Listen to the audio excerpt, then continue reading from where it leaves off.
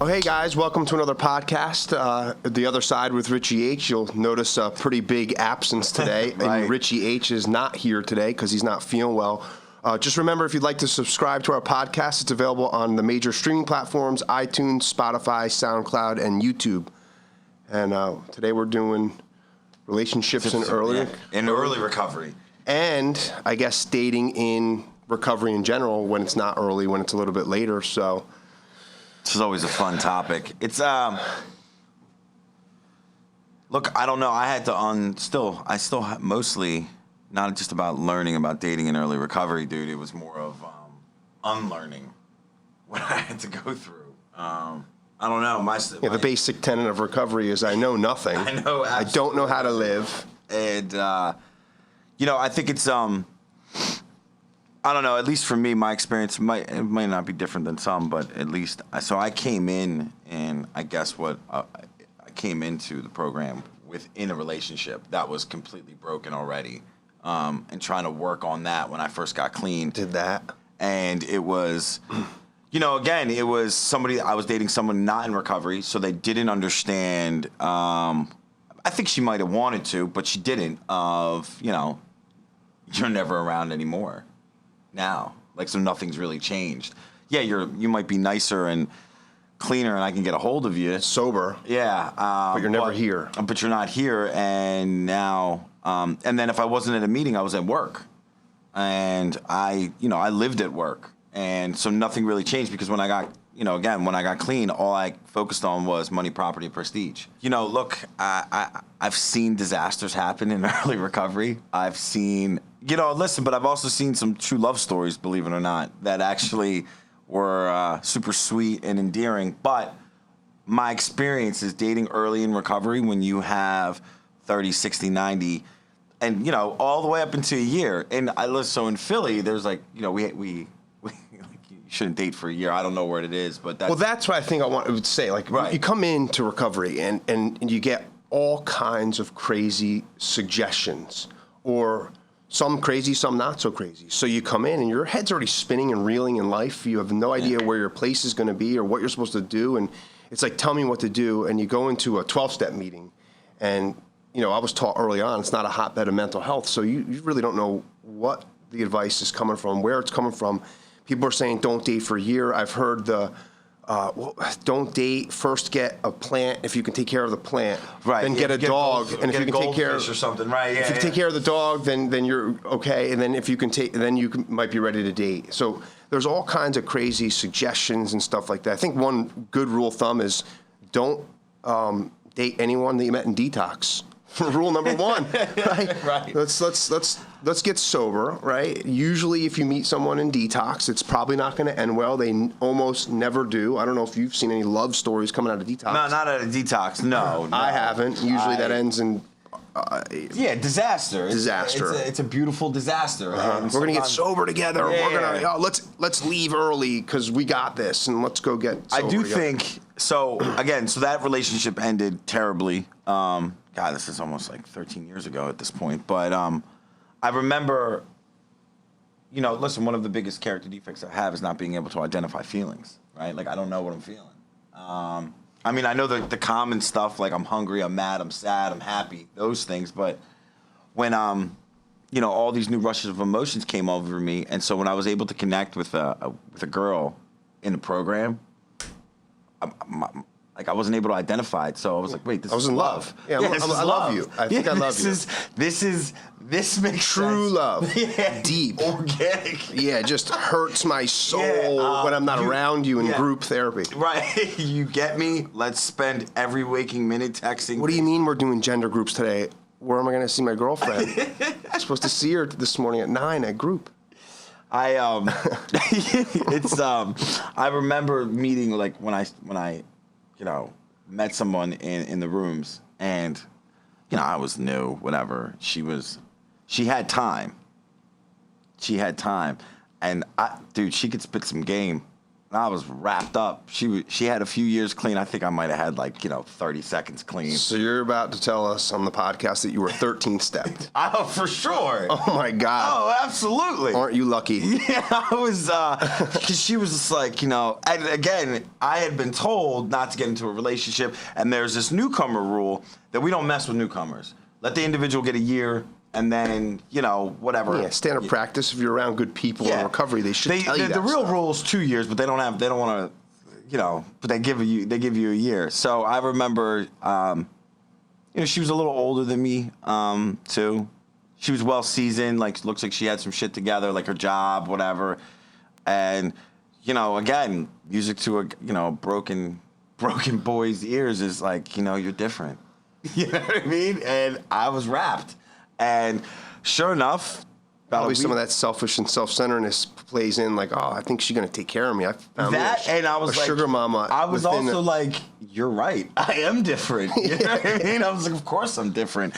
And about a week later, I reached out to her, whatever, and it was radio silence, and I was like, wait a second, just everyone calm down. And then I saw her at a meeting, and I confronted her. I was like, yo, what's up? You didn't hit me back. Everything all right? She's like, yeah, dude, everything's fine. And that was it. And I was jammed up for a long time. I didn't feel like using or not or anything like that or discarding my program or whatnot, saying, oh, F this place or whatnot. I was genuinely, hurt, but, that it was this life, and it wasn't the only time that it happened. But the danger with that is that I remember I had a little time clean. I had a little bit over a year, and I met a girl, and she had about 10 months. 10 months and some change, and I just gotten with a new sponsor, and I was starting to commit to my program, really.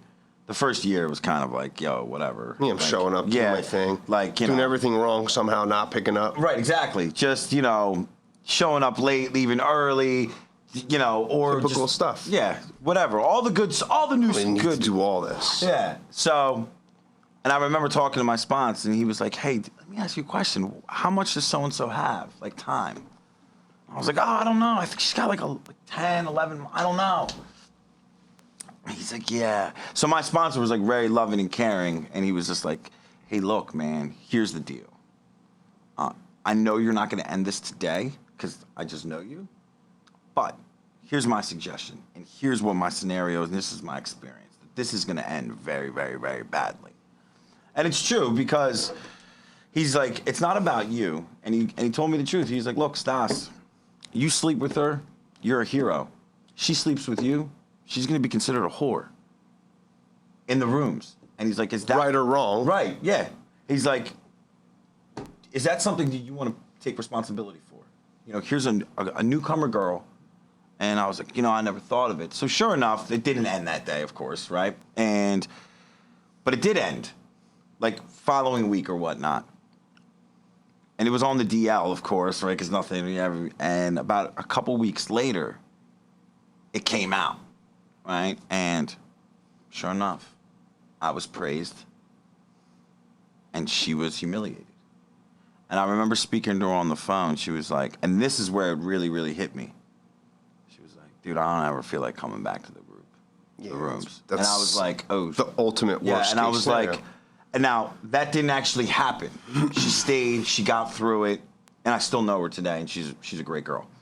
But that, I could hear it on the phone, that because of my self-centeredness or whatnot, or I chose not to pay attention to that one little rule or whatnot, that girl could have been dead over just a selfish act because I still wanted gratification in some way, shape, or form. Whether it was the sexual act or just just being praised about it or whatnot. But it's serious, and we see it all the time, man. Yeah, it's serious. It's real serious stuff, and it can be deadly. Just like any other bad behavior, I believe, for people like us. I don't care if you're 1 day sober or 10 years sober. I just can't live dirty and stay clean. And so I think about some of the early guiding principles, and I'm pretty grateful that I fell in with a good group of people that were able to give me some good guiding principles in all areas of my life. Because I came into recovery, I didn't know how to be a worker. I didn't know how to be a good employee. I didn't know how to be a good son. I didn't know how to be a good father. I didn't know how to be a good anything. And so, of course, natural instinct, I want to have a girlfriend right away. Or if I came in with one, like I've been treating her badly, I don't know how to live. I don't know how to live at all. I needed to learn how to live in every aspect, every area of my life. So they would say things like, don't date for a year. But I was never told that. I was never told that because in our fellowship, I mean, it doesn't really say anything like that in the literature, but there's guiding principles. Mm-hmm. So, we're men and there's needs and we want to, I was given guiding principles. Maybe don't get into a relationship, but if you're going to fool around with someone of the opposite sex, make sure that the cards are all on the table. This is where I'm at. This is where things are. And I'm not talking about within the rooms. I'm not talking about dating another newbie. In general. But then I was even told further that if you do and you get the sense that the person is just yes, need death, but they're looking for something more, then it's on you to kind of make sure that you don't follow through with it because we have to think more of others, less of ourselves in recovery. Right. I mean, listen, two people lay down, one's getting up in a relationship, right? Yeah. I was told that from, when I first got into the rooms. But, again, like you, I came in with not losing everything. I didn't lose everything. So I came in with, with whatever broken knowledge I had that I clung to because I wasn't able to, one, see it. There was no, not even inventory. There was no search of the inventory. There was no search of that, and especially any moral thing. It was don't do drugs, your life will get better, and that worked for a while. True to a great extent. Yeah, and it worked for a while, but over and over, just taking that. And I was an habitual dater or whatnot, and monogamy. A player. Yeah, totally. Just I was trying to. Have you been able to escape that? 12 years later. Yeah, absolutely. Okay. Because just making sure. Because of one thing and one thing only, and that's the program, and that's literally doing step work. Because eventually, guiding principles of our lives, which we have to learn. That pain catches up, and like at first, when you're just out here doing your thing, and I was in my 20s, man, and I'm not making that as an excuse, but I really didn't have a group of men surrounding me, correcting me all the time, especially when I was out there using. My dad died when I was 17, you know what I mean? So after 17, I wasn't a boy, but I wasn't a man. So whatever knowledge I had... Yeah, the guiding people in your life were like mine, were not people you want any kind of guidance from. Absolutely. The only guidance I really had was, not even to sound cool or tough, it was street code. Yeah, gangsters and shit. Yeah, but like, what does that even mean? It means nothing, So... to add to more humiliation, when I would speak to my sponsor about cheating on the girl that I'm dating, I remember just being able to be finesse the vocabulary and really smooth over it. He would just start laughing at one point. He'd be like, bro, are you hitting on me? Like, you don't have to lie to me, dude. Like, I just want the truth so I can help you. Because he's like, it sounds to me like you're trying to convince me that you're being a gentleman. Yeah, by cheating. Yeah, and he's like, I'm going to absolutely tell you there's nothing gentlemanlike about cheating. Yeah. And I'm like, but you don't understand. Yeah, but there is no explanation. And he's like, no, the bottom line is this. He's like, and I'm telling you to correct it. And it's not going to happen overnight with you, Stas. It's not.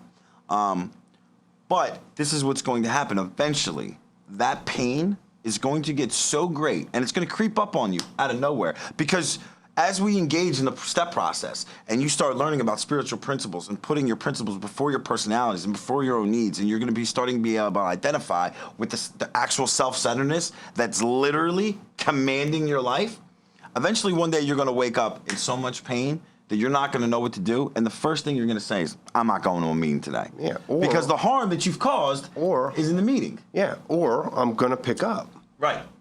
So, and I'll never forget, a couple years into the program, I walk into a meeting, and they're all the girls that I've been with. And now all of a sudden, they're all best friends.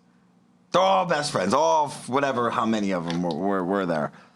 And I walk in, and I'm just like, yeah, I'll never come back to this meeting ever again. All of a sudden, now I'm playing... Just a thing that you can't even think of in the moment that's further down the line. Totally. Of playing the dating game within a 12-step fellowship. Exactly. And all of a sudden now Major they're all, downside. right, they're all talking about me. I'm uncomfortable. All my character defects, they all know about it. They're all talking about my shortcomings, everything. And it's like, yeah, I'll never make this meeting again. Ever. I'll leave. I'll move. I'll move to Jersey. Start a whole new life. And again, that type of humiliation, I don't ever want to go through again. Nor do I ever want to cause harm, because the same game I spit to her, I spit to her. And now I'm not only a player, I'm a liar. I'm a cheat. I'm a thief of people's sanity. The same thing I was doing in active addiction. Nothing changed. The only thing that stopped was me not using drugs, and which is obviously the biggest one. But like, I didn't get clean to be a scumbag. Like, I got clean to clean up the whole wreckage of my past. Isn't it kind of a funny realization when you look back? And it was for me, because my sponsor used to always say to me, "You're a scumbag." And I'd be like, "Why would you call me a scumbag?" Right. And then I did some inventory. I realized, with or without using or drinking, I was a scumbag. Yeah. My natural desire, the things I think I know and to conduct my life are not. Well, that's the I'm other not a good thing. dude. By nature, I'm not a good dude. That was the thing. It was basically really unlearning the masculinity and the barbarianism that I carried with me, and what the ideology. Everything. Yeah, but like Unlearning everything. Yeah, that everything, but actually trying to unlearn, relearn, and have the patience to do it. Now, was I successful at all times? Absolutely not. Of course, but we're gonna like fall just, short. but what I would see, but then I learned very quickly after that one conversation with the young lady of the risk of her losing her clean time, because still that's the most valuable thing I have is my clean time. Mm-hmm. Anything else is is all replaceable. My clean time's not. I don't have another run in me, dude. I'm not that guy. Or recovery. Yeah, I don't. I'm not. I'm a home run guy, dude. Yeah. It's really, really bad. These days. Especially with what's going on. These aren't Most the people drugs. don't. Most these people aren't the don't drugs we anymore. grew up with. Yeah. You know what I mean? So, but I learned to respect recovery very seriously, and the people in it, and I became one of those pioneers. Like, yo, let's stay away from newcomers. Like, let's give the girl a shot, because I have experience in the pain in that. So when I share it with sponsees, and when I share it with just people that are new or coming into the area or whatnot, but yeah, scooping up newcomers or just dating in early recovery, it seems like it's almost organic almost, but it's not.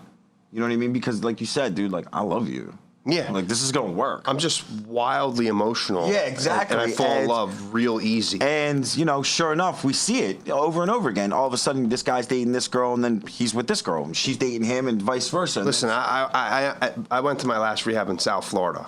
I mean, it was baby central. There was babies all over the place. Halfway houses full of kids, Yeah. you know what I mean? And they're meeting down there, and they're living in halfway houses, and they're all getting pregnant. I was like, what is going on here? This is crazy. Yeah. I think that, again, like you said, it's wild emotions and the need. Of course. One of my, my sex drive was dead throughout my using. Yeah, it was non-existent. Yeah, It was pretty bad. It comes back. My libido shoots up in detox to this place that, is embarrassing. And everything, Almost. everything's attractive when you first get clean. At least from my experience, everything. Doesn't matter. Yeah. Everything's because attractive. I'm not, because I feel like shit. Yeah. My self-esteem is tanking. I don't feel good about myself. Yeah, and I'm have, looking for something, anything. I don't want to use drugs, but I need something to make me feel better. Yeah, and I'll talk to anyone. So that will do listening. it. I'll talk to anyone and spit game to anyone willing to listen to my bullshit. Anything. If you pay like a little attention, I can remember, dude. When I look back, I look at my old step work. I'm like, oh my god. Yeah, think of it's a funny thing. Like, so bad. I always heard cliche. It sounded like a rehabby thing. Like, you're an egomaniac with an inferiority complex. Yeah. So I feel like so bad about myself, but I get a little bit of attention. I start thinking I'm the man now. Right. Now I got a little bit of game, and I'm gonna date this one, date that one. It's crazy stuff. What about? I mean, have you had any experience dating? Because I know a lot of people watching the podcast, they might, because you were in a relationship. Yeah. So let's say you're in a relationship and your loved one's now trying to get sober, and you drink. Right, the spouse drinks, and what do? They start to think like, what do I do? How do I? And they're not alcohol. They don't pass the litmus test of having a problem with booze. Sure. So like, I've been fortunate, yeah. I've been fortunate. And again, any any woman that I've ever dated they've all been rock stars. They have. They've all been spectacular women. It was me that was the problem, who brought all the issues. Every single one of them, smart, beautiful, artistic, everything across the board. And they never really had any sort of substance problems, even with alcohol. So any girl that I've ever dated and I dated a few that weren't in recovery, the non-drinking thing to them was effortless. It was the comprehension of me and why I need the support of recovery and why can't I just stay home? Because once I got into recovery, it was a wrap. Like, I was all in. This is what I do. This is how I'm doing it. Even I was terrible at it in the beginning. But can you be terrible if you stay clean? Kind of, but not really. Your goal is to stay clean. A lot less terrible. Right, exactly. So, but the comprehension, and again, my patience and my empathy and those type of principles and those type of emotions that I needed to give to those women when I was dating them, I didn't have. Because I was still so self-centered. Like, what don't you get? This is what I need. If you love me, just leave me alone type situation. And it's like backwards, obviously, behavior. If I had the principles or the patience or the empathy or even the actual organic love of explaining that to them. But as far as like the alcohol or drugs, again, never had, my experience is I never had an issue with that. Any girl that I've ever like met that I was drinking, I would be like, it's probably not going to work out or whatnot. But any girl that I actually dated, they never had an issue. But it is a big thing. It's like, here's your partner who got clean and sober, and you drink wine. Or he can have a few beers, and that's what he does on Sundays watching the game. And it's no big deal, and it's all good. And now you come home, and there can't be any talk of it almost, or there can't be any of that. Now, which is unrealistic, and it's kind of... Well, it's also a bad plan of recovery. We talk about that stuff. I mean, if the spouse's plan for the person in treatment trying to get sober is to shield them from alcohol and or drugs for the rest of their lives, to keep them from ever drinking or doing drugs again, we know that that's a bad plan because it's a virtual impossibility. Yeah. You're going to come in contact with it, but I think we touched on it in the one podcast. We did last time. Richie said it, like, I mean, you use tact and common sense, right? Do you want to come home and throw a party for the guy with a bunch of booze? Like, welcome home, but just you can't have this? Well, no, obviously not. But it's like tact and common sense. As that person progresses in recovery, you better get to a point, I believe, where it's no longer attractive to you. It doesn't matter whether that person drinks or smokes pot, whatever they might do. No, I've been to dinner with... You know your truth. Yeah. It's not for me. And I've been to It's not dinner for me. where the young lady that I've been with has said, like, do you mind? Which is totally flattering. All the time. Right? It's totally flattering. In many situations. Yeah, where they're like, do you mind if I have a drink? And my answer is always like, no, you can go. Now, that's my answer is, please, this is our first date. Someone's got to be loosened up here. If it's you, that's fine. No, but that might not be for everyone, though. No, you know it's what not. I mean? But you're going to come in. Right. I lost the obsession. At the end of my road, I was so beaten. I couldn't, I don't know what happened. Like, my internal organs were failing. I couldn't stand up straight. So I had like a bursted eardrum. Like, I was an absolute disaster. So when I was ready to go into treatment, I was absolutely... It was removed. It was done. Yeah, I was done. I you were just done with it. Had the best night's sleep. You know what I mean? I can remember during the intake and them asking me, they're like, you know, do you see things? Do you hear voices? I'm like, yeah, I haven't slept in 8 years. You know what I mean? Like, legitimately, like, I was banged up beyond imagine. And so when I got out, I was so willing. We talked about it before when it was like, my family asked if I was going to drink. That was like the big question when I got out of rehab or during rehab. And my family, like, we're a big, obnoxious Greek family. Like, we had Greeks flying in. They were just flying in from Greece checking on me. And the answer was no. And they were shocked. And even now, today, I guess because it's so far removed, and I don't think it comes from a mean place, of course, or they're like, you could... Oh, yeah, Richie was talking about it. Yeah, you can have a drink, right? Like, plenty of people and over it's the just years, like, you know what? Me and my sponsor talk about this all the time. It's like, yeah, maybe, but what if we're wrong? Like, just what if we're wrong? The payoff. Yeah, it's not worth it. Like, that loan that I would take out on my life, I would default immediately because I know the type of behavior. I mean, look at us during work. We're all or nothing. Yeah, it's like, not. even on vacation, we're working. Simply put, and I've had this conversation with sponsees, simply put, even if I knew for a fact that I could, because my drug of choice was opiates, right? And so More. Yeah, more. But I'm alcoholic. I've discovered I'm alcoholic. I'm an addict. But even if I knew for a fact, if God came here right now and said, you can drink without, I still wouldn't, because I have to give up so much of how my lifestyle is today in regards to 12-step recovery, my friends, and all that stuff. That it's no longer an option for me. Thank God at this point in time. When people ask me where I'm from, because it's a funny subject, because I've moved around my whole life. I literally say I'm from my fellowship. I'm a little bit further down the alphabet than you. You know what I mean? Yeah. But I'm like that. This is where I'm from. Like this is the longest place I've ever lived. And yeah, me too. You know what I mean? By far. You know what I mean? Far. So, like, I'd be damned, and I protect no matter what anything I have, but my clean date mostly with everything I have, man. It's like, this is the only place, like my sponsor used to do it again. This is the only place you can talk about how bad you fucked up your life, and we're going to clap and hug for you. Oh. Do you know what I'm saying? Not only that, laugh. You know what I mean? Our jokes from the podium are not funny. Yeah, people are like, oh, you did. Yeah, I crashed my car 6 times, and everyone's, ah. And normal people are like, huh? That's When not funny. I have a few normal friends, not many, but when they hear stories, they're like, what? Yeah, you did what, man? They're like, you're such a nice guy. And I'm like, yeah. You don't, now. So what about, because I think this is one of the things with the dating, like, early recovery, but probably more later stages, when you really are ready for it, you've done some work on yourself, and you've now learned, because I don't know about you, but I think I do know. Like, I learned how to treat a woman. I learned how to conduct myself in a relationship through doing inventory and through people that had experience to kind of guide me into, that's a crazy idea.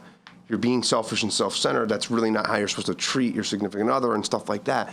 But the question is, like, dating within, because a lot of people like to date other people that are also in recovery because it's a demanding lifestyle, right? There's a lot of positives to it. Also, if you're practicing principles, you're each looking at yourself and how you can be better on a daily basis versus dealing someone who's a normal person that doesn't have a problem with substances, so they're not in a program. Any experience with that? Like, my preference was always kind of out of the rooms. Keep it out of the rooms, man. So, not even because I'm afraid it's going to get weird. I was so much like you in the beginning, like where I was like, I'm not dating in the rooms. Like I'm messing around, but like I'm not dating anyone. And then so I have a little bit of both, but when it comes time for you to be ready for a relationship, right? And let's just talk about the 4-step, because we're sitting here talking about inventory.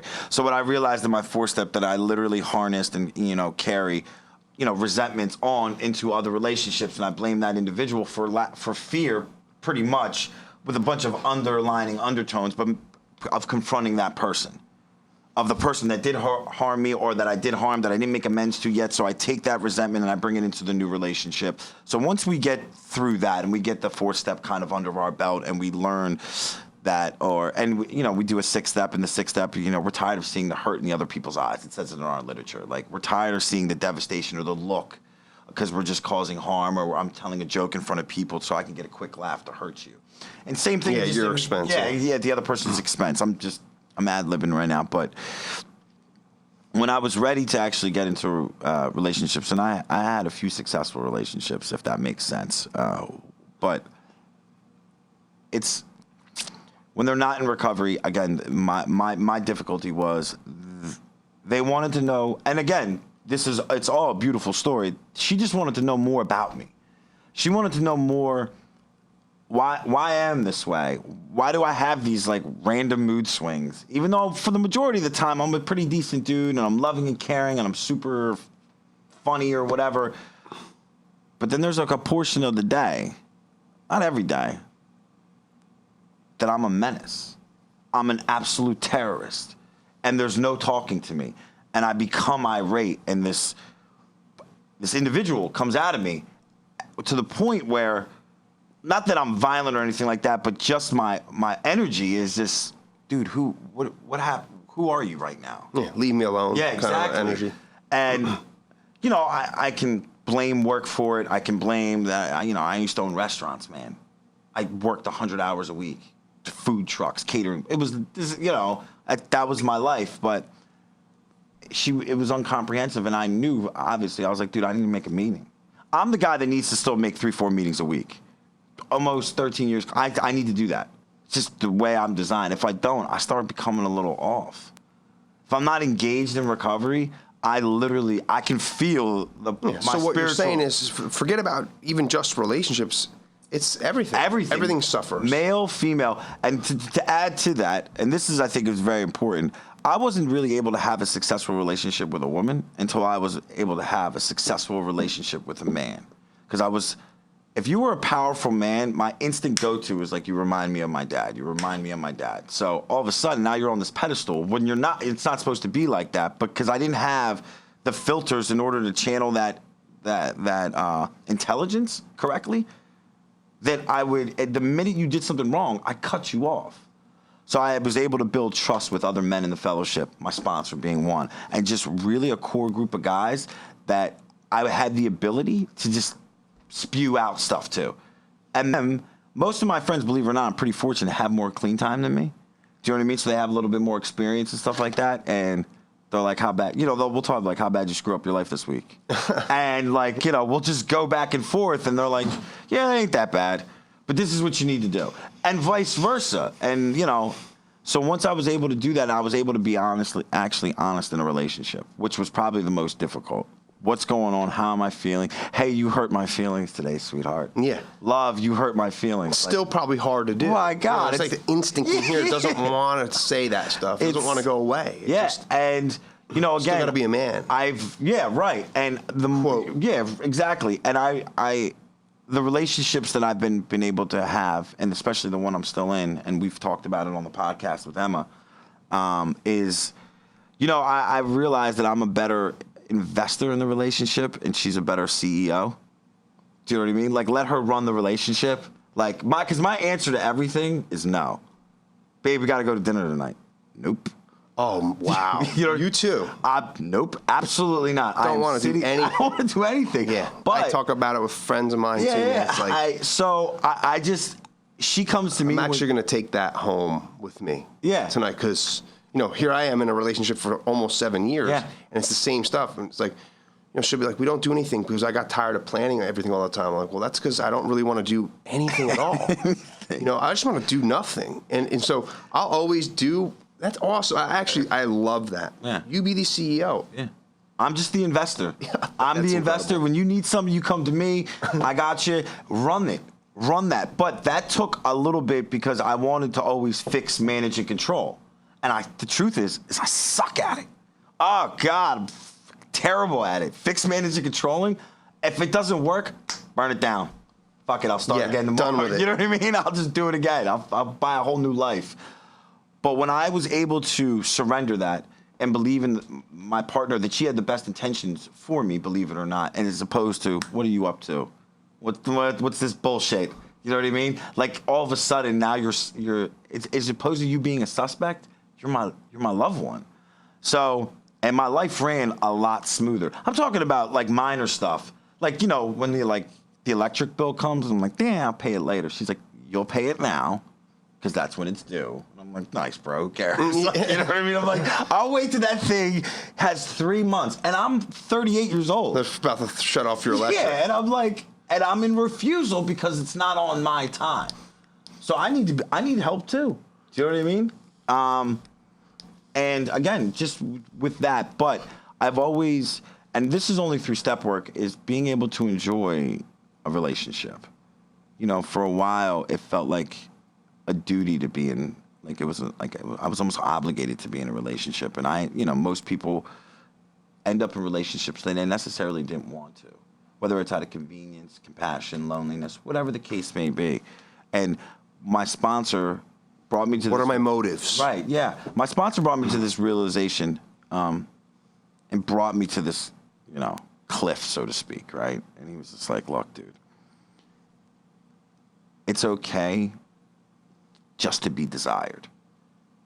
Like, just because someone likes you doesn't mean you have to oblige. And that was the way I created 90% of my chaos. I needed to appease you. I'm just people pleasing things. You know what I mean? 35, 34 years. Kind of, but I'm wondering, like, No, I'm saying, like, I needed to appease you. I needed to go out on a date with you. Because that's what I thought I was supposed to do when I didn't want to. I believe you're a people pleaser. I am too, but I'm like, the bullshit meter's going off because like, I need to go on this date with you. I need us to fool around just to make you happy. No, not necessarily. Can I have your sponsor's number? Yeah, I want to have a chat. No, with I'm this giving guy. you an example. All right, hold on. You know what I'm saying, though? You know what I'm saying? I'm just busting your chops. So, hey, listen, hold on. But I didn't need to appease everyone because I would end up in these relationships that I didn't want to be in. I didn't like her. She's a great girl, just not for me. But I couldn't say no. I had the inability to say no because I don't want to let you down, and I still want you to like me. I need you to like me though. I can't have the attention go away because I'm sick. You know what I mean? And I'm self-centered. Something just struck me that kind of switches gears. Not switches gears totally, but a little bit. And I want to ask you, and then I'll give my experience too. How good was your relationship with Emma?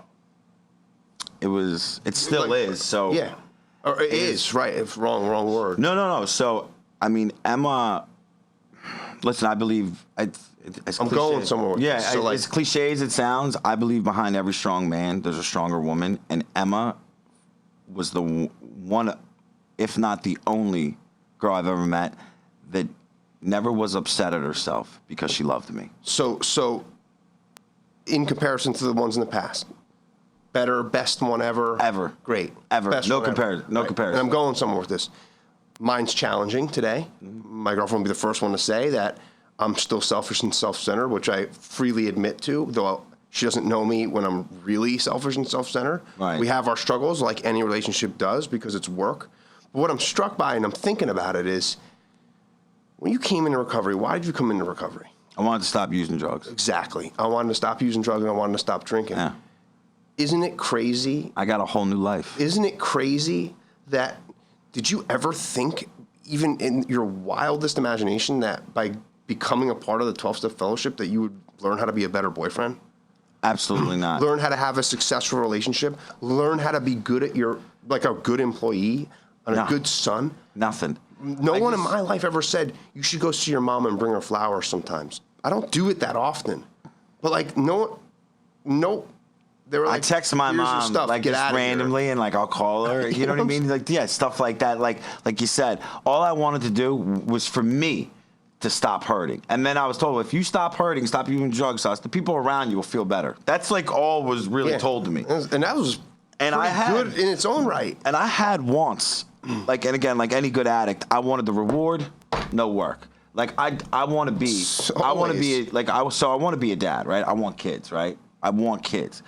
But I need to learn how to be a husband. But I first need to know how to be a boyfriend before I can be, you know what I'm saying? But again, my head goes to, forget all that, where are my kids? But you know what I mean? Like, I don't want to be that. I want to be a great boyfriend. I want to be a great, and then I fell in love with Emma with being a good boyfriend. Like, I fell in love with that role. I fell in love, and that was just doing whatever. That was just doing hardcore step work. Like, I fell in love with being successful. Like, I treat it like a relationship. Like, I treat work like a relationship. I treat my house like I'm in a relationship. I treat my money like I'm in a relationship. But I treat myself as if I'm in a relationship, and I want to be the best at it. And out of that, I mean, when a woman tells me she trusts me in a relationship, mind blowing. I'm like, I'm doing it. Yeah. Like, I'm doing it.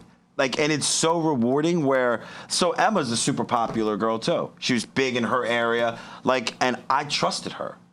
She's like, hey, Stas, I'm going to the diner with 20 dudes. You know what I mean? Yeah, and you're like, you know what I mean? In our have fellowship. fun. And it's like, yeah, cool. All right, I'm home. Like, do your thing. Isn't it pretty awesome? It's, to have those fears removed. And you know how that is? And again, this was so off topic with dating. Right. But why does that happen? I think, and I believe, and I was taught, the reason it happens is because you stopped conducting yourself like a scumbag and cheating.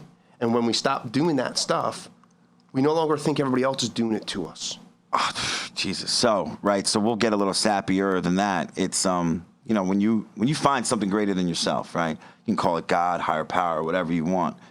When I was inviting that in, and I had the ability to do all that, right? And, you know, find the God of my understanding, and, you know, literally put him in all my scenarios. And I fail at it a lot, but I know when I'm not right. Do you know what I mean? Like, my spirit tells me, as corny as that sounds, and I'm not a religious person by any stretch of the imagination, but when I was able to do that, I was able to understand, like, what real true feelings were. So when I stopped living incorrectly, my mood changed, my posture, my energy changed, and that feeds off of people. I believe in that type of energy. Oh, like, so I'm yeah, like major if believer. Emma knows when I'm lying to her, even if it's about the dumb stuff. She's like, "Did you pay the electric bill?" And I'm like, "Yep." She's like, "Bro, You didn't." She's like, "Bro, Why are you lying? Yeah, you're." I get and it. I'm like, I get it at and I'm home, like, too, and I'm like, I'm not lying. lying. I just don't care. Do you know what I mean? She's like, "Well, you need, you know," and just like those little minor Stop things. asking me about it. Yeah, but I think the most rewarding thing about stuff is when stuff did hit the fan in the relationship. And I'm not even talking about the federal government stuff. I'm talking about actual personal stuff, and me able to being like, yeah, I don't care about that. I forgive you. Like, I don't care. I don't care what happened, or this person said, I don't care. Are we good? Because if me and you were good, I'm good.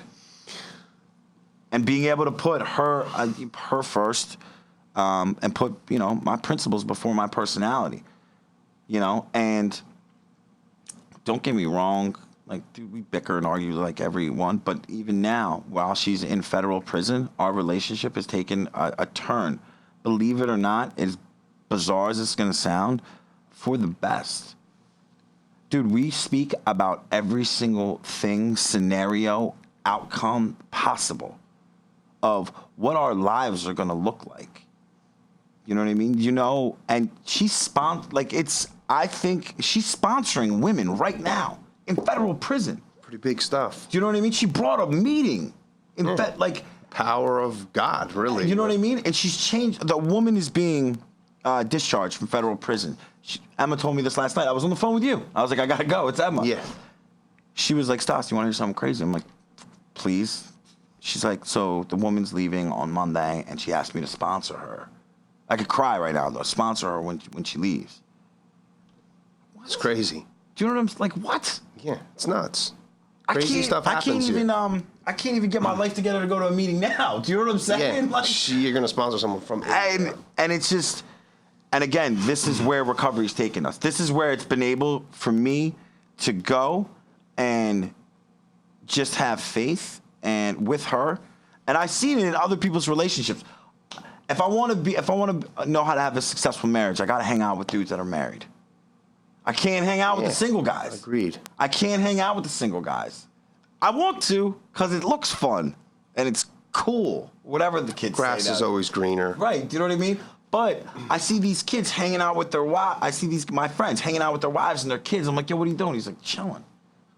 They're chilling with my kids, dude. It makes me. It's like something else pops into my head too, because this is early recovery, late recovery, and if you're in very early recovery, but you came in a committed relationship, whether that's a marriage, a long-term relationship with a girlfriend, whatever, boyfriend, whatever the case is, you got to know that just not drinking and doing drugs anymore is not enough to repair that relationship.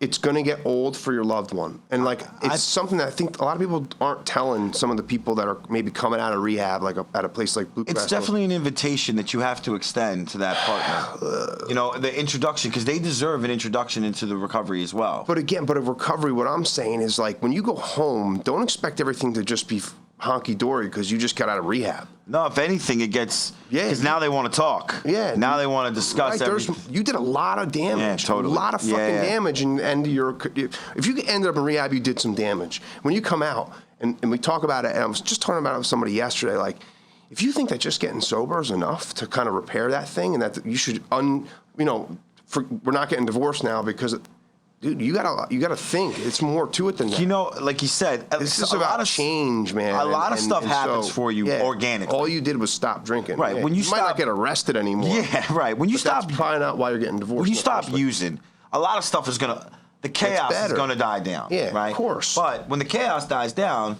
there's a debris that's left over, and there's a lot of wreckage.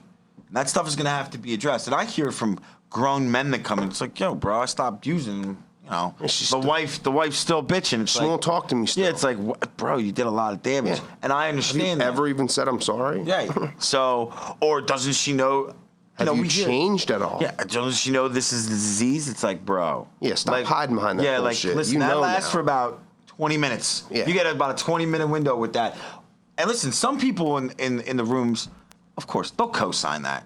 Right? Like, dude, just like let her be, work out, who cares? If it's not meant to be, it's not meant to be. It's like, dude, bro, that's poor information you're giving that man. Because now you're giving him, he had an excuse already. Now you're giving him another one? Yeah. No, dude, let's. You mentioned it earlier, like you're in a committed relationship, and now the spouse is, you're gone all the time. Well, I mean, if you're in a committed relationship, yeah, you need to make meetings. Yeah, you need to meet with your sponsor. Yeah, you need to, but do you need to go to the diner for 3 hours after when you have a child at home? And you can't come home and say, well, I was at the meeting, I was fellowship, and that's what they told me to do. No, man. Like, getting clean and sober is about showing up for responsibilities in life. I had one sponsee, right? Straight South Philly, right? And it's like heartbeat South Philly, like, you know, ties. And he was one of the pioneers that like kind of broke the stigma, believe it or not. We're going back almost 10 years now. And shows up at a meeting, you know what I mean? I like recognized him or whatever. I kind of knew he was. He was like, yo, I like need you to sponsor me. He's like, what is this? He's like, what are we doing here? You know what I mean? And it was so funny, but it was so real. He's like, look, dude, I can't destroy my life again. I don't have it in me. And he was straight off the street. He's like, you know, corner, you know, whatever he was. And he was like, I'm like, listen, you know, he asked me to sponsor him. We go through this, you know, we start building a relationship. He calls me every day. He's like, so you're telling me I just go to these things and like, poof, shit gets better? And I'm like, it's a little bit more than that. But, a lot more. But I'm like, I hear you, and I'm gonna hold your hand, bro. I'm gonna walk you through this, dude. It's gonna be all right. He's like, look, and after the meeting, he's like, look, they're asking me to go to the diner. He's like, I don't know these fucking people. You know what I mean? He's like, I got kids at home. And he's like, my wife doesn't believe me. I'm like, listen, I'm going to follow you home. And I'll meet your wife. Yeah. Do you know what I mean? I'll meet your wife. Sometimes we got to get involved. Yeah, bro, dude, we got to get involved. Level. And I remember, you know, I walk in. She's an Italian woman. She's like, the house is a mess. Forgive me. There's nothing cooked. Like, you know what I mean? Meanwhile, there's plates of food everywhere for us to eat. You know what I mean? And the kids are, I was like, listen. She was asking real questions. She was like, so what does he just go to the meeting with you? That's it? Is there girls there? I'm like, yeah, but why don't you come so you can see and understand a little bit? And she's like, am I allowed to? And I'm like, I'm inviting you to the meeting. Yeah. You can come. Of course you're allowed to. But I mean, like, I was like, I want to introduce you to. And that kid's still clean today. Yeah. You know what I mean? We walked through some steps, and a lot of stuff, again, he didn't understand. He's like, so I got to, like, tell these people? He's like, dude, I'm not a rat. You know what I mean? I'm like, it's not about that. And I get that. But I met his wife and know his kids, and you get involved in people's life, and you become more than just a sponsor, or you become more than just friends. Like, you become family. Mm-hmm. Like, this is a place where, you know, you can really go and share the humility over and over again, you know, and again, with the hopes of you changing that, because listen, when the pain gets great enough, we change, or we die, because we end up freaking getting suffocated by the pain, or we're in refusal to do it. You know what I mean? And I think a lot of it is, so I grew up in the era, same with you, of kind of like the shut up, sit down. You know what I mean? Like, pay attention, kid. We'll talk to you when you know. You really have nothing to add to the conversation with regard to recovery. Get with someone after the meeting. And as that transformed, you know, again, and I like things softer, right? And, you know, I do. I debate it. Same with me. I mean, look, like, you know, I love. Listen, it's not about putting them down, and you know, it's not. It's with love, right? Again, so shut up because with love.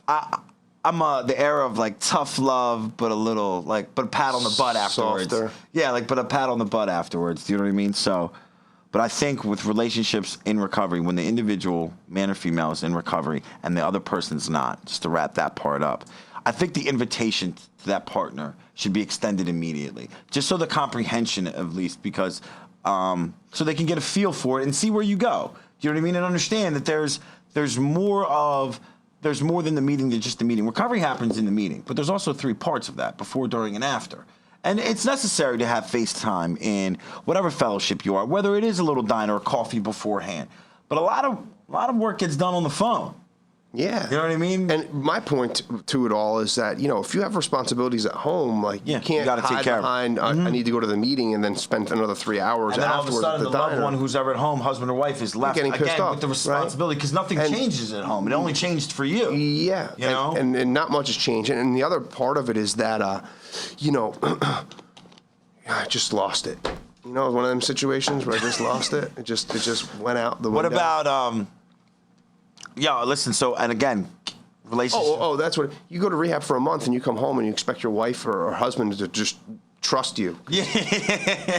That shit, you got to earn that back over a totally. long period of time. Right. Yeah, no. And again, So we make it softer and easier for people to get into treatment, of course, obviously, and speak with the loved one, whether it's husband or wife. And a lot of them are obviously motivated for it. But, that individual needs, and again, not everyone goes to treatment.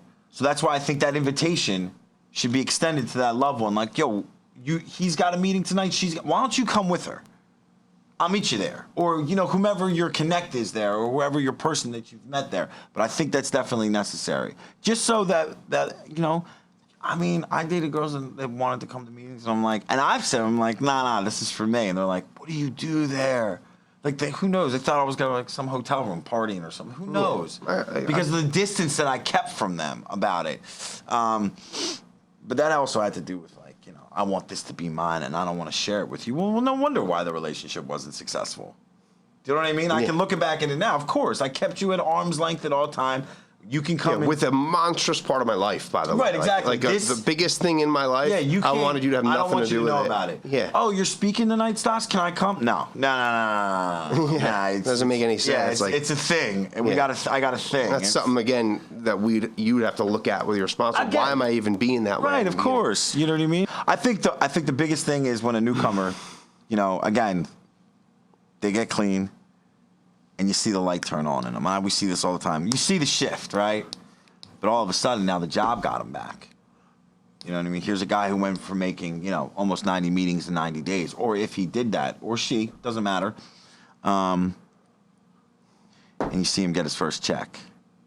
Now all of a sudden it's about money, property, and prestige. Yeah, the biggest. You know what I mean? For a guy, it's women and it's money. The new shoes come, the new gear comes, the new this comes. And I can't tell you how long I lived in that place.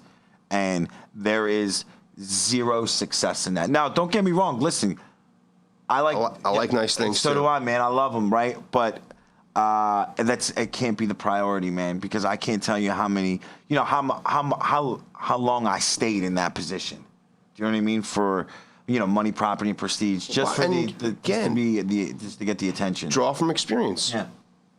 How many people that that made their primary purpose money, property, prestige, getting the girlfriend back, getting in shape in the gym, getting their money? They don't make it. Yeah, exactly. Because step work's not a priority. Right. Meetings aren't a priority. Yeah, getting involved is not a priority. Listen, and I'm not. Listen, I know people that can only make their home group. They have full blown lives, but I know for a fact that they're on the phone every single day. You know what I mean? And again, that's not for me though. And I can't get away with one. Like if I make one meeting a week, dude, I feel it. Yeah. Like I feel it. I'm agitated. Away from I'm just agitated. I'm just not as sympathetic, and I don't know what it is. I heard this old timer said one time, and this it really stuck with me. He had like 32 years. He was sharing down at 4th and Lombard, and he said, I was driving in my car today. He's like, with all these new pharmaceutical things coming out, if they made a pill,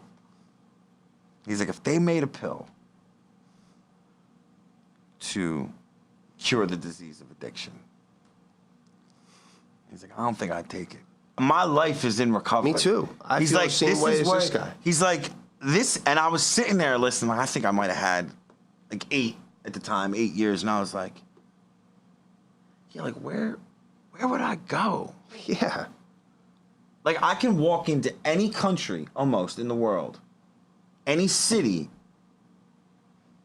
and have friends. Yeah. Walk into any meeting. Doesn't matter what part of the alphabet they're from. I can walk into any meeting, be like, hey, I'm an addict named Stas, I'm new to the area. Yeah. Fuck, 10 people We come up talked to me. about it the other day. Yeah. I've heard it said with the people I run with, like it's our unfair advantage in life. Yeah, my recovery passport, I try to stamp it no matter where I go.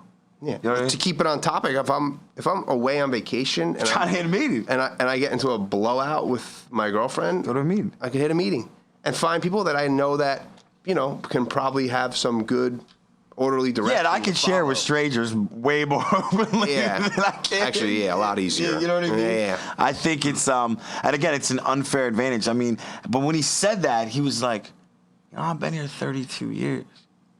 I got grandchildren. He's like, I've married. I've been to people's weddings in here. I've gone to my friends' kids' college graduation. Best friends I ever made. Yeah, he's like, I'm not going anywhere. Wait, now you want to take this away from me? Over that? Over a pill? Yeah, not to mention I would take 2 of them. Yeah, well, yeah, crunch them up. Yes. Can we snort? But but what he said was, and the way he said it was just like, he's like, yeah, man, not me. I'm coming forever. Like this is where I live. This is the longest place I've ever been. This is where my home is. I can walk in here and I know 90% of the people. But this stuff is unfathomable to the newcomer, right? But you're caught up. It's often all of the stuff, and it goes to the relationship stuff. Don't date for a year. Not that it's written in stone or there's no rules in this that where it says that anywhere, but it's still probably pretty good advice. Get your life in order, but it seems like punishment. Just like going to 90 meetings in 90 days in church basements seems like I'm being punished for drinking and doing drugs. You know what? Felt that way. And again, it's like you said, the most word people, I think that's unfathomable. But again, I think, like you said, church basements, like even the stigma with that too. That's your sentence. Yeah, right? Listen, meetings are hype. Meetings are where they're at. It's crazy. When I walk into a downtown Philadelphia meeting, forget about it. Too. It's outrageous. Like, it's outrageous. Yeah, it's outrageous. Bunch of ball busting. Yeah, and it's so damn attractive. Every single walk of life in there, from every single, socioeconomic. Collar, collar of life. This guy said it last night. Penn State to the state pen. You know what I mean? He was using that. And it's funny because I have friends that are of the upper echelon and who've done time. They're like, hey, dude, did a 6-year run, and you know what I mean? And now I'm like, CEO. And these kids don't think that they have a shot. A lot of them like, I'm just doomed to be a drug addict for the rest of my life. Bro, I'm not very talented. There's certain things in life that I'm really good at. That's about it. And look where we're sitting, bro. Yeah, life's pretty good. You know what I mean? Like, if we told our stories here, like Richie wants us to do it, of course, and we're not supposed to be here. Yeah, like no we were, way. You know what I mean? My sponsor today says it all the time. Like, we're not. Thank God life's not fair, because if it were, I'd be dead or in jail. Oh my God. No doubt. That's where I'm supposed to be. You know what I mean? Like, where I was headed, like, even when I first got clean, we have this drive in us. The disease of addiction for me in recovery. I mean, I'm in recovery, bro. This is like my university of knowledge. There's not one person I can't find that can't help me with a situation. You know what I mean? I've started businesses in recovery. I've failed businesses in recovery. I've lost wealth in recovery. I've made I've ruined relationships. I've had good ones. Do you know what I mean? But that's where, and when I see these younger guys or guys my age, I'm like, bro, it is. And I say this, I'm like, if you know me, if I'm here, you're all the way safe. Yeah, you can do it too. Yeah, you're all the way safe. You have way more of a better shot. Just take direction. The best out of all this stuff, I think, advice for people in early recovery as regards to dating is be doing all the things that is required to get sober, and you'll have your answers. Always talk to your people. And the funny thing is, have a sponsor in a network to help. And when you should be allowing them to help guide you through life. And I got news for you. 8 years, almost, 12 years later, it should still be guiding you through your life. When I'm struggling in my relationship today, I call my sponsor. Yeah. Every time. And you know what the answer usually is? What are you doing different? Right, exactly. Lately, it's been, she hasn't changed a bit. Yeah, so what's going on with you? Yeah, exactly. She's been consistent. You're the one that's off. You know? When I was growing up in this... I hate you, man. I hate you for that. Not you. I was like... I'm on the phone. I'm like... Look, I used to say all the time... my problem is me. My problem is me. It's for sure. When I remember, I always wanted... like a group of people that always had my back. When I was like using it with all my friends, like, dude, I'm gonna have your back no matter what. If you get locked, you know, all the corny, yeah, sure. All the like, you know, we lived in a rap song. You know what I mean? So, and it's true. It's crazy that, like, I have a team. Like, if something happened to me that I needed them, and I'm not talking about using. But if I used, they would all just probably kill me. They would just murder or me. they'd show up and save you because I've been there. They would save my life. I've been there. You know, but if something happened to me, like with the Emmett, they rallied around me. Of course they were at my house. They were, what do you need? Yeah, I come home. My best friend's wife is doing my lawn. I'm like, what's going on? She's like, well, you had dirty clothes. Like, what do you want me to do? So you have a good job. You got a team of people behind you. You have a good relationship with your girlfriend. You have a good relationship Home group with your family. sponsor. You have all this good stuff going on. And what's the common thread in it all? Recovery. It's the same thing every time. Yeah. The recipe. You said it last time. There's a recipe to this. I used to, yeah. I'm That's the cake. it, yeah. I'm the cake. If you stick to when I bought my first restaurant, when I bought Phoebe's Barbecue, the original owner came to me and was like, listen, kid, you stick to the recipes, don't change a thing, and you'll make money.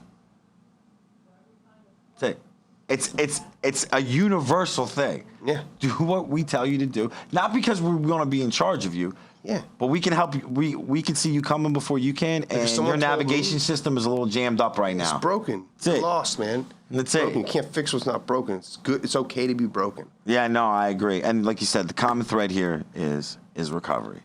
If you're gonna screw up, you should be in recovery.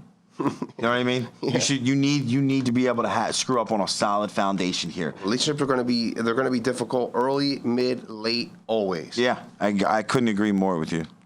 You need a lot of help, a lot of guidance across the board with all the stuff. So I mean, we could talk on this subject for. We could and a million other ones. Yeah, of course. One thing always brings up another one. We've noticed with Richie too. Whatever we're talking about a million other things. But it's been fun. Again, I think I have to read the thing. You want to wrap it up? Yeah, sure. So if you want to subscribe, just remember again, major streaming platforms: iTunes, Spotify, SoundCloud, and YouTube. Stas, it was fun. It's always fun. Yeah, for We'll be doing this the rest of the day, about 16 more times on the phone with no audience. So for sure. That's it. That's it. Awesome. Got it.